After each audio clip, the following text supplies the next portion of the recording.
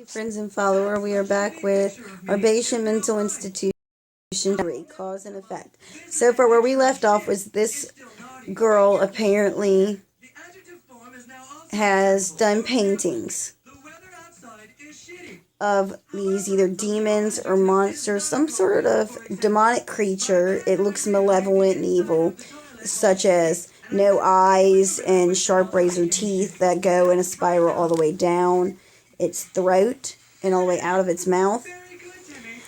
And apparently the guard has ripped them up and threatened her because she bit him in the face, which, in all fairness, being a guard in a mental institution, you really should know better than to agitate or especially get in the face of someone that is not mentally stable, especially with some of these patients with their types of illnesses. And he did stupidity, and she bit him, apparently. And on each bottom of the painting, there's been blood. So I'm assuming it's some sort of summoning thing she's done.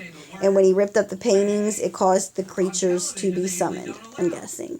Because I think maybe there was demons in there and she was trying to trap them in the paintings so they wouldn't hurt anybody. Or so she could control them. Or maybe she was just summoning them and they were locked in there for now until she decided to use them. But we're going to read this and see what happens, I guess. This one is called Cause and Effect. Lola heads to the nurse's desk at the beginning of the hall, her head pounding as a painful reminder that she just made a huge mistake. The nurse examines her in the middle of the lobby as passing staff go to do random inspections and bed checks. Lenny sits down next to her and grabs some tissues, holding it to his mouth. Lacerations, puncture wounds, broken bones, staff, or client, nothing was new to the nurse Penny Halbrook. She's seen it all over the years. This was nothing she couldn't handle. Sit down, I need to get some gloves, Penny says. She rolls her chair towards the drawer and sifts through a large keyring. Lola looks around the messy desk and searches for any tiny kind of paper she can use. She quietly pulls a sheet from a stack and flips it over, grabbing a pen with no top. She begins to draw quickly and quiet. 3 outlines of figures spill onto the paper before drawing shade in. The pen stops releasing ink as she shakes it next to her leg in frustration. Then he leans back in his chair. The tissues began to weigh down on his mouth as they turn into soppy sheets. He sighs heavily and leans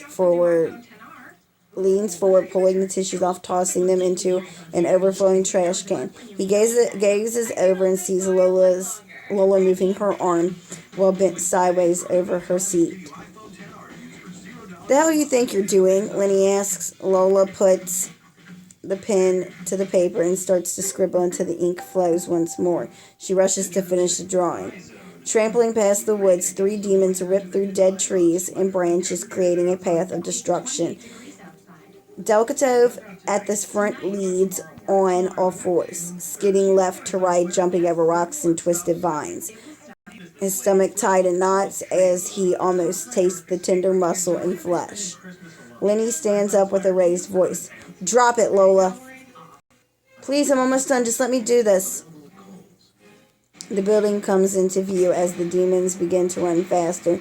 The double door is just meters away now. Lenny grabs her arm as the nurse Penny pulls the door open, digging through first aid kits and supplies. She wasn't concerned of what was happening behind her. "Give me the pen, damn it." His hand clenches in between her oily hair and pulls back. Lola scribbles the names across the top of the paper, the top of her forehead feeling like scorpion stings digging into her hairline.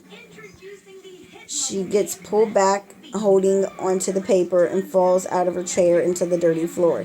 "Here, take it," she yells, turning to her side, throwing the pen at Lenny. She slides her hands underneath her chest, raising herself up. A bloody gob atop of the gash can catch her eye. She grabs it with her right hand while pulling her left knee forward, the sketch lying on the floor next to her. She swiftly grabs it, mashing the bottom with her bloody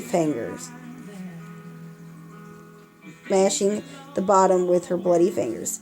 Racing up the steps, the demons jump forward in the doors and burst into blazes of ash. Wind carries their remains out into a cool breeze, removing any trace of their existence. Lenny pulls Lola up as she slides the paper under the desk, just out of his view. Next time you give me the pen, or I'll gouge your eye out with it. Lenny sneers, spreading his cut open slightly. A drizzle of blood paints his teeth a pink hue. He pushes her back into the chairs, Penny now with a fresh cigarette hanging from her lip, pulls her hair aside to disinfect the wound. Lola gets up, rubbing her head as Lenny scoots close to Penny. Needles and threads all I got, hun. Give you some painkillers afterwards. Penny threads the needle and sets it down on the desk. She pulls her drawer open and grabs a bottle of cheap vodka to pour on the needle. Before she can twist the top back on, Lenny snatches the bottle from her hand and takes a swig.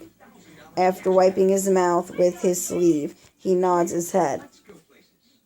His fist clenches as the pain pierces his upper lip, accidentally scraping against his gum. Lola smiles at him and waves while walking back to her room to hear him grin in pain.